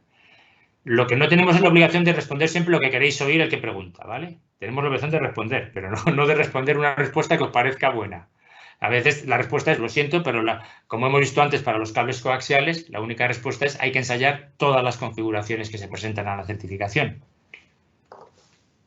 Y ahí tenemos un poco las manos atadas porque las normas acaban siendo ley en este campo de la evaluación reglamentaria. Pero por ser positivos, bueno, si todos nos ponemos hace 5 años y nos ponemos ahora y vemos las características de reacción al fuego, pues si nos preguntamos, ¿han mejorado las características de reacción al fuego gracias a la aplicación de la CPR? ¿Han mejorado las características de los cables? Hombre, yo creo que sí. Yo creo que sí. Han mejorado y siguen mejorando. ¿De acuerdo? O sea, si ese era el objetivo buscado, pues es un objetivo conseguido. Otro asunto es a qué precio, ¿no? Eso ya es una cuestión discutible. Si todas las características que se piden son siempre necesarias, bueno, eso es otra cuestión. Pero si queremos ser positivos, pues sí, los cables desde el punto de vista de la reacción al fuego son más seguros ahora que hace 5 años. Yo, sinceramente, diría que sí. Y a mí siempre me gusta acabar con una transparencia que habréis visto todos, pero que no quiero dejar de ponerla porque hemos hablado mucho de fuego y a veces parece que lo único en el que nos centramos con los cables es en sus características de reacción al fuego y su clasificación CPR, dado el boom de estos últimos años. Pero, por supuesto, nunca un cable se fabrica solo para ser quemado, ¿vale? Un cable de comunicaciones se fabrica para comunicar, para transmitir señales, para transmitir comunicaciones, y eso es lo importante y lo más importante. También es importante su reacción al fuego, pero no, una cosa no puede obviar a la otra. Tienen que seguir cumpliendo con todo lo que cumplían antes de que fuera aplicable la CPR. Y una cosa no debe ser obvio para la otra. Y no debemos olvidarnos, ¿no? Si un cable de energía tiene que cumplir con una norma determinada, que también son cuestiones de seguridad, tiene que seguir cumpliendo con ellos porque la seguridad eléctrica es tan importante como la seguridad en caso de incendio, ¿no? Y bueno, yo con esto me temo que me he alargado un poco, pero bueno, espero haber cubierto los objetivos. En cualquier caso, estamos abiertos a preguntas que nos podáis hacer tanto ahora como al final del webinar. Y nada, agradecer de nuevo a FEIS y a todos vosotros por vuestra paciencia al escucharme. Y como decía Federico, tengo muchos años de experiencia en esto y espero que un poco de conocimiento también y lo haya podido transmitir hoy. Gracias, Antonio. Seguro que nos has iluminado con una visión muy interesante, ¿no? No solo desde el punto de vista de la aplicación del esquema 1+, y tu experiencia de la aplicación del esquema 1+, pero también un poco dándonos esas pistas y todos esos tips ligados a la experiencia que tenéis acumulada, ¿no? Pues en el chat hay una pregunta, Antonio, es una matización. Has mencionado los 50 voltios como el límite de la regulación entre cable de energía y cable de datos o de comunicaciones. Decía Alberto Martínez, si no es 60 voltios en lugar de 50. No sé si... Bueno, lo que yo he mencionado es directamente una respuesta del grupo de organismos notificados. Entonces, en esa está en la CPR Guidance Base y ahí la norma, la tensión que se tomó fueron 50, ¿de acuerdo? Es verdad, sí, que en la última, en el RBT, el límite que tomó fueron 60. También es verdad que tanto en la directiva de baja tensión como en el RBT el nivel de tensión es diferente si es de tensión continua y de tensión alterna, mientras que en la respuesta, esta respuesta es más simple. Menciona los 50 voltios, ¿de acuerdo? En cualquier caso, nosotros nos encontramos con sistemas, hay blancos, hay negros y hay grises, ¿vale? Y hay familias para clasificar que realmente están ahí en el intermedio entre cables de datos y cables de comunicaciones. Y bueno, ahí la verdad es que debo decir que generalmente aplicamos el principio judicial, esto que en caso de duda a favor del reo, ¿no? Cuando no tenemos claro, aplicamos la clasificación más favorable, ¿no? Pero bueno, tenemos una referencia en este nivel de 50 voltios, ¿no? Entonces, está claro, pues si estuviéramos hablando de una señal, un cable que transmite señales de 200 voltios, aunque parezca un cable de comunicaciones, pues está muy lejos de poder aplicarle el principio del cable de comunicaciones, ¿no? Muy bien, Antonio. Bueno, pues gracias por la aclaración. Y si no hay más preguntas, pues me voy a dar paso a mí mismo, ¿no? En este punto, bueno, soy la última persona que interviene. Mi presentación se va a centrar en las tareas del laboratorio dentro del sistema 3. La he llamado así porque quiero matizar algunos aspectos. Evidentemente, el laboratorio está íntimamente ligado a la actividad de ensayo, pero entendemos que las tareas del laboratorio van un poquito más allá, incluso dentro del sistema 3. Bueno, voy a ver si vamos pasándolas. Aquí estamos. Dejarme, bueno, os digo que tengo 16 transparencias, incluida la primera que ya hemos pasado y la última a la que doy las gracias, con lo cual pues creo que voy a intentar ser bastante breve. Dejarme utilizar un par de minutos para que aquellos que no conozcáis CEIS, bueno, sepáis quiénes somos con un poco más de detalle. CEIS es una compañía de capital privado, estamos ubicados en Móstoles, tenemos aquí todas nuestras instalaciones de ensayo en la Comunidad de Madrid y estamos operativos bajo la marca CEIS desde el año 1999. Todos los laboratorios de CEIS cuentan con la acreditación de ENAC conforme a la norma ISO/IEC 17025, teniendo en nuestro alcance de acreditación más de 1000 normas en este momento de producto y ensayo acreditadas, dentro de 3 campos que son estratégicos en la actividad de CEIS. El campo de la tubería plástica, bueno, con una serie de familias de ensayos en la que tenemos un grado alto de especialización, una parte de rendimiento energético muy ligado a la climatización y, bueno, lo he dejado para el final porque es lo que nos va a centrar, la parte eléctrica, que también tiene que ver con la historia de CEIS y donde se marcarían los ensayos que tienen que ver con cables y conductores y, por supuesto, sus características y su comportamiento frente al fuego. Para que tenéis una pequeña idea del volumen de actividad de CEIS, estos son datos de 31 de diciembre de 2020. En el año pasado hemos tenido operaciones y evaluación de productos provenientes de 50 países del mundo. Creo que es una cifra importante. Hay muchos países en los que resulta muy difícil penetrar y tenemos una penetración muy importante en los 5 continentes. Y centrándonos en ensayos para CPR, bueno, pues hemos acumulado más de 200 clientes en 20 países diferentes, no solo de Europa, pero también del continente americano, de África y de Asia. Dicho esto, me voy a centrar en esos matices por los que hablo de tareas de laboratorio y no solo de ensayos. En esta tabla que ya habéis visto en alguna de las presentaciones y acaba de presentar Antonio Balado, veis que dentro del sistema 3 es responsabilidad del laboratorio notificado no solo el ensayo del producto, pero también la determinación del tipo. Hablamos de determinación y ensayo del producto tipo. Muchas veces se habla del laboratorio y se dice, bueno, pues te mando un cable y me lo ensayas. Es evidente que si me mandas un cable y te lo tengo que ensayar, así lo haré y mediante la realización de ensayos, pues determinaremos las prestaciones de ese cable concreto. En muchos de los casos, los cables que presentáis al mercado pueden ser agrupados, o así lo hacéis, en determinado tipo de familias y, por tanto, es responsabilidad del laboratorio notificado la determinación de los productos tipos y la realización sobre esos productos tipos de los ensayos que permitan la obtención de unos datos que finalmente den la posibilidad al fabricante de hacer una declaración de las prestaciones. Creo que es un matiz importante. Y el otro matiz que quisiera incorporar, y que es evidente que para muchos no pasa inadvertido, pero sí para otros, es que es la responsabilidad del laboratorio notificado en la realización de estas actividades para los cables que se vayan a clasificar como D.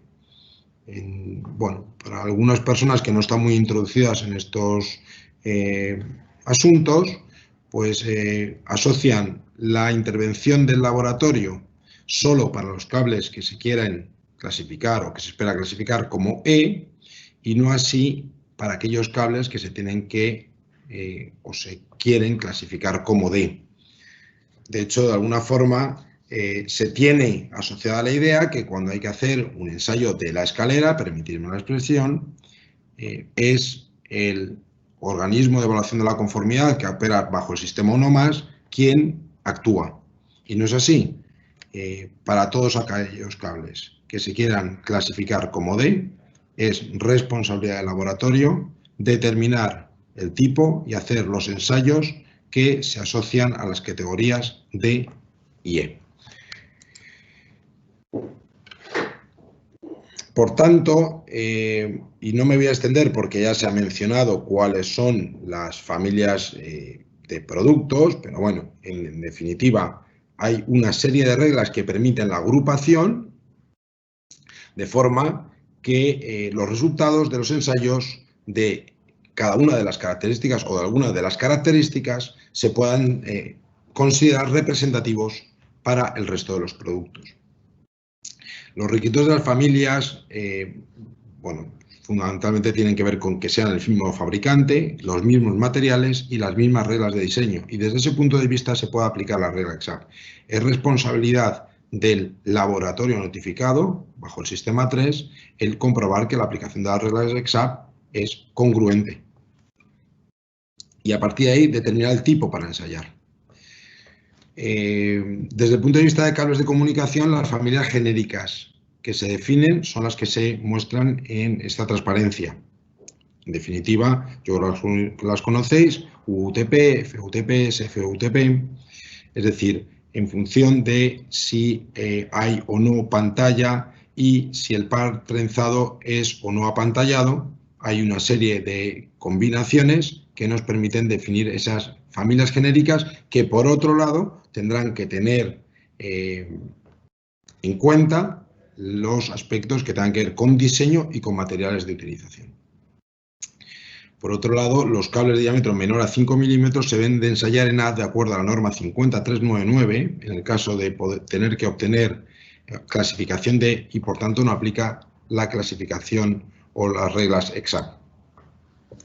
Desde el punto de vista de fibras ópticas, de igual manera, se pueden clasificar o se pueden definir familias de forma que éstas incluyan cables con la misma construcción general, es decir, el mismo diseño, y en el que exista solo una diferencia desde el punto de vista del número de fibras y número de unidades. Desde el punto de vista del fuego se consideran despreciables características como el tipo de fibra de vidrio o si la fibra es monomodo o multimodo, así como el propio color de la fibra, ¿vale? De igual forma que para los cables de comunicación, en estas fibras ópticas los diámetros menores a 5 milímetros deben ensayarse en AD y por tanto no es posible aplicar las reglas EXAP. Pues bien, ya habéis visto esta tabla. Nosotros como laboratorio notificado podríamos trabajar o debemos trabajar tanto para determinar clasificaciones D como para determinar clasificaciones E. Es cierto, y por eso lo digo, que muchas veces se asocia laboratorio a clasificación E y por tanto el ensayo 60332, resistencia a la propagación vertical de la llama y nada más. No es así. Para los cables D es única y exclusiva responsabilidad del laboratorio y no hace falta la intervención de un organismo de evaluación de la conformidad de certificación el realizar, como digo, la determinación del tipo y además realizar los ensayos no solo de resistencia a la propagación a la llama, sino además la medida de emisión y calor de humos durante la llama, más producción de humos, es decir, 50399, el ensayo de la escalera, más la evaluación de la densidad de los humos, acidez, pH y conductividad, y además la evaluación de la caída de las gotas, ¿vale? Eso es lo que nos permitiría alcanzar esas clasificaciones o niveles mínimos obligatorios que anteriormente mencionó Francisco Martínez. Esta tabla que aquí se ilustra viene, por supuesto, en una publicación de FACEL. Francisco lo ha dicho, yo creo que las publicaciones de FACEL en este sentido son excelentes, aclaran muchísimas de las dudas sino diría que la práctica totalidad de las dudas que existen sobre la interpretación de la CPR y cómo hay que cumplir con la CPR en cables de energía y cables de datos y comunicación. Y como digo, en principio y salvo que haya necesidad de ir a mayores, los requisitos mínimos obligatorios marcan DES y, por tanto, es necesario hacer el conjunto de ensayos, ¿vale? Vamos a hablar brevemente de los ensayos. Evidentemente, como laboratorio, nuestro cometido pasa inexorablemente por la realización de ensayos, pero ojo que tenemos una responsabilidad importante sobre la determinación del tipo. Vamos a ver si pasamos.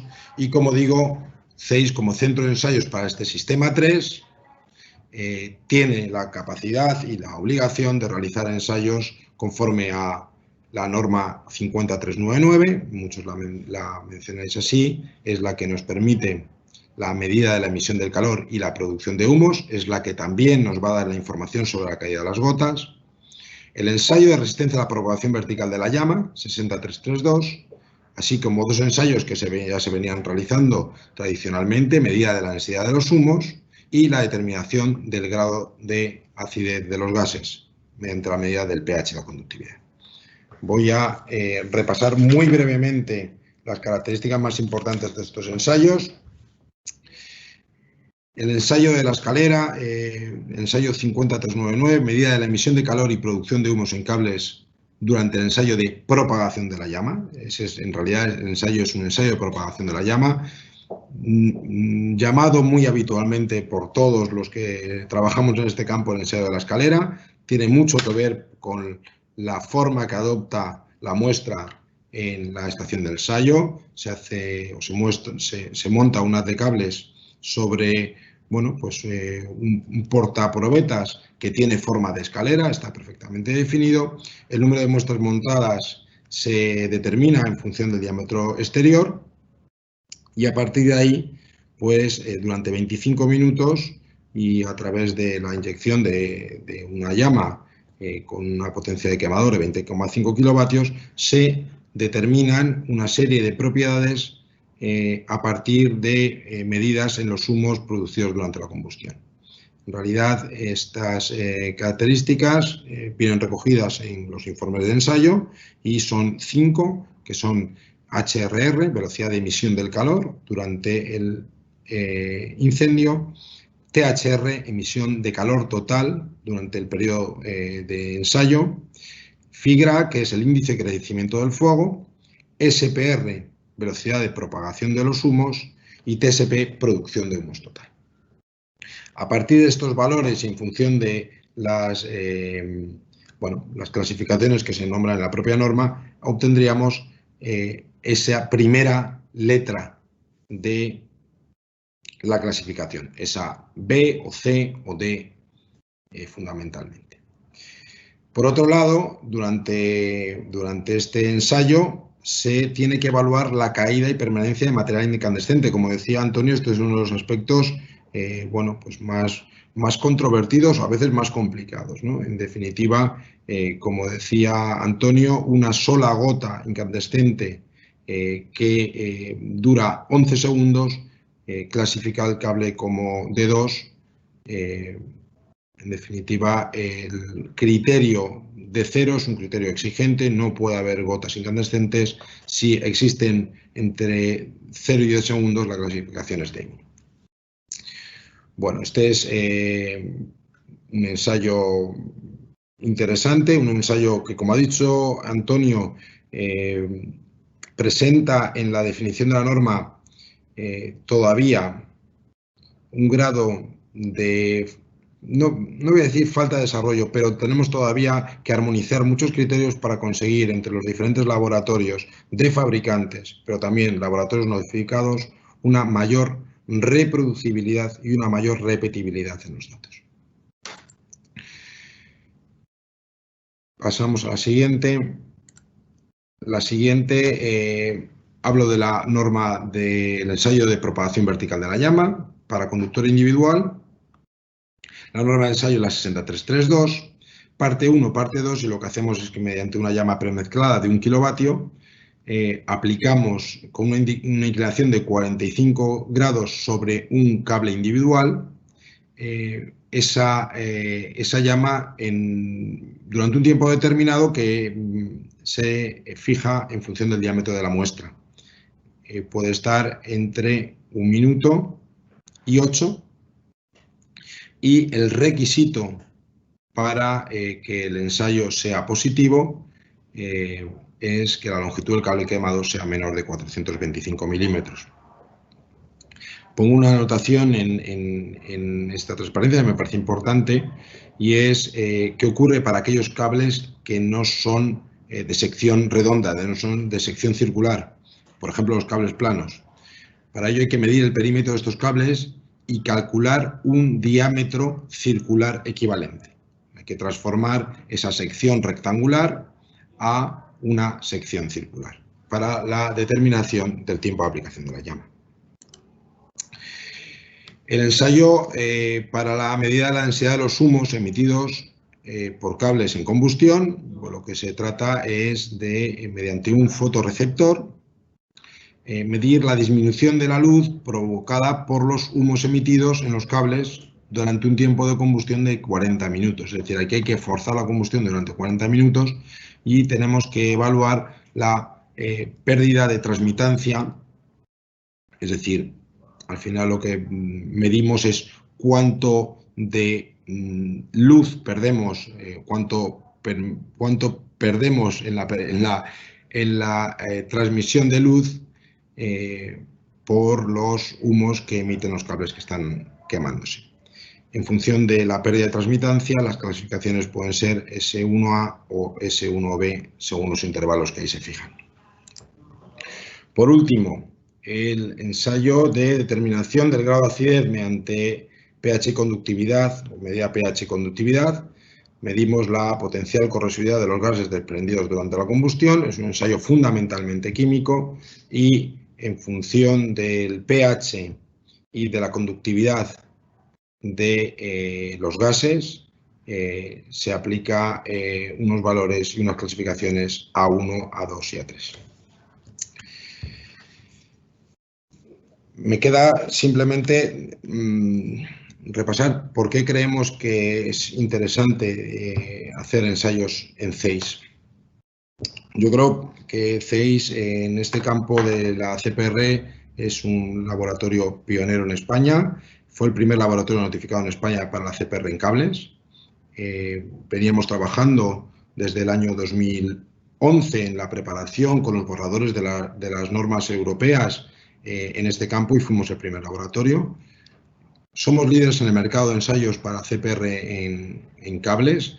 Hemos ensayado más de 3.300 muestras desde el 2015 y, como decía al principio, tenemos más de 200 clientes en 20 países diferentes.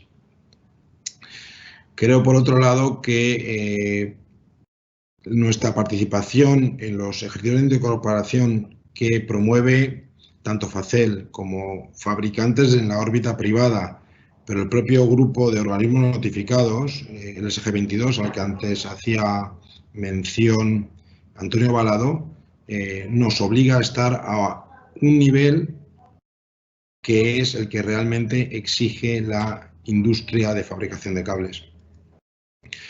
Por otro lado, porque nuestros ensayos son aceptados y reconocidos por los más prestigiosos organismos de certificación. Por supuesto, contamos con el apoyo siempre de AENOR. Y no podemos olvidar que las empresas también necesitáis soluciones rápidas, flexibles y con costes competitivos. Y creemos que desde CEIS estamos también en disposición de ofreceros esas soluciones. Espero haber cubierto vuestras preocupaciones o vuestras preguntas. Espero también haber cumplido con el tiempo que teníamos más o menos previsto y por mi parte nada más que daros las gracias. No sé si hay alguna pregunta en este sentido sobre mi presentación o alguna pregunta una vez hechas todas las presentaciones para alguno de los ponentes, teniendo en cuenta que José Antonio Delgado nos dejó en su momento.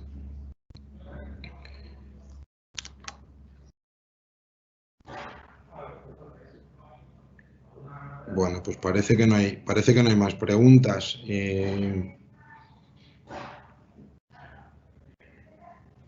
Bueno, pues si no las hay, yo creo que podemos dar por concluido este webinar. Es intención de CEIS seguir organizando este tipo de jornadas. Creo que es importante que para los que nos conocemos, para los que estamos en nuestro día a día trabajando con estos asuntos, pues nunca perdamos la perspectiva de que también hay otras personas y hay otras organizaciones que no siempre están tan al corriente de lo que para nosotros es lo más habitual. Yo creo que, lo ha dicho Francisco, España es líder en la aplicación de la CPR y eso es un éxito desde todos los puntos de vista. Es un éxito desde el punto de vista de la administración, es un punto de vista también por el compromiso que los fabricantes demuestran y la sensibilidad que demuestran ante estos asuntos. Y luego creo que también tenemos herramientas y tenemos organismos, y yo creo que AENOR y CEIS son muestra de ello, que permiten que la aplicación efectiva del reglamento pues sea satisfactoria en la medida en que no siempre se puede, como ha dicho Antonio, satisfacer lo que cada uno esperaría, ¿no? Pero desde el punto de vista de la puesta en práctica, la puesta en marcha de todos estos sistemas, creo que entre todos nos debemos felicitar. Aprovecho terminando pues con las gracias de verdad a José Antonio, que ya no está, pero aprovecho que os veo, Francisco y Antonio, por hacer este hueco en vuestras agendas. Sé que las cargas de trabajo son muy altas, las exigencias de cada una de nuestras organizaciones cada vez son mayores, pero creo que merece la pena. Y a todos los que habéis asistido, pues también daros las gracias por sacar vuestro tiempo para hacer este ratito. Desearos que, como decía al principio, todo pase pronto y que la próxima vez que organicemos algo, pues podamos vernos en persona. Muchísimas gracias y hasta la próxima. Gracias a todos. Gracias a ti, Federico. Gracias. Gracias.